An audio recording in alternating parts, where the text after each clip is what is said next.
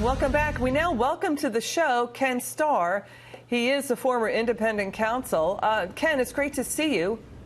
Thank you. Good to be with you. Nancy Pelosi seems to be going back and forth on impeachment. Yesterday, big meeting with the Democrats saying not pursuing impeachment, going to focus on health agenda and more. Maxine Waters, Al Green, Jerry Nadler, Adam Schiff said, okay. Now it's back on. Today, she's indicating that it's back on. What's your take on the back and forth? I think they are really struggling with this because in their heart of hearts, they know that impeachment is a very bad idea. It's so divisive for the country by definition, and that unless you have significant consensus, and of course that means significant support from Republicans, including in the general public, and are they hearing from Republicans, the Republican rank and file? Are they hearing from any of the Republican leaders? I know there's been criticism from Mitt Romney. You just know you've entered a dead end. It is doomed to fail, given what we now know. So there's a certain Hamlet-like quality to be or not to be, to impeach or not to impeach. And they must really be struggling mightily. But the correct answer, which I think history teaches us, including the Clinton impeachment, don't go there unless you have built, or there is, essentially a very significant national consensus. We're nowhere near that. Yeah, the House seems to be on this kind of implacable march toward impeachment. Yes. I'd like your take on this. Walter Dellinger wrote an op-ed in the Washington Post. He ran the Office of Legal Counsel under Bill Clinton.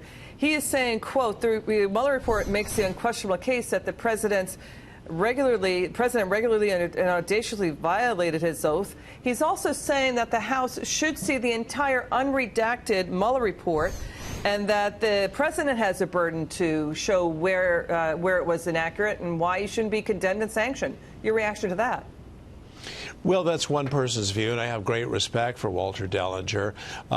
First of all, the first question is, was there a crime? And then secondly, what are the powers of the presidency? Because some of the obstructive acts that are identified by Bob Mueller, and I have great respect for Bob Mueller, but some of the obstructive acts fall within, in my judgment, the powers of the presidency. Now, you can say, oh, Mr. President, you did something that we don't like, and therefore let's talk about impeachment. But let's take it outside the arena of a criminal obstruction of justice and a more generic, in fact, I think that's what Bob Mueller has basically said. We want to essentially, and I think this is what he's invited the House of Representatives to do, to consider, quote, a corrupt use of power. Here's my bottom line. The president cooperated for all of these things that are identified in the report and other things that are going to come out. The president cooperated with the investigation when he could have shut it down. If he had shut it down, I think he would be facing impeachment, at least the bolder prospect of impeachment. But he didn't.